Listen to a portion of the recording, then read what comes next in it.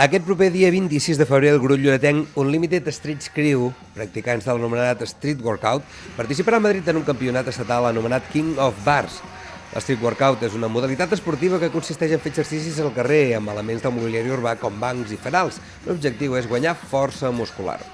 El club de recent creació ja va aconseguir l'any passat a Bahrein, als Emirats Àrabs, guanyar un campionat mundial d'aquest esport entre 15 països diferents.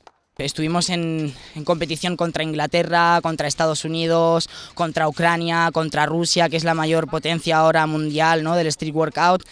Y bueno, nosotros lo dimos todo, con mucha humildad, con mucha diversión, mucha unión, y lo pasamos en grande, que eso también es lo más importante, ¿no?, disfrutarlo, pasarlo bien, y nos llevamos la copa, quedamos como campeones.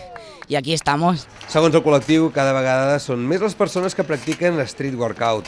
Entrenen a fanals, sobretot al parc de salut ubicat al costat de la platja.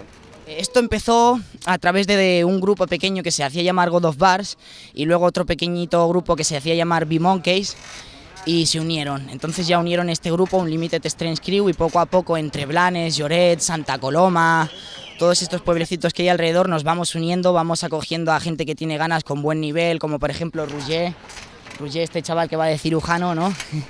Pues lo hemos acogido de Santa Coloma y cada vez se va expandiendo más, realmente incluso hasta gente de Madrid vamos a ir incorporando al equipo.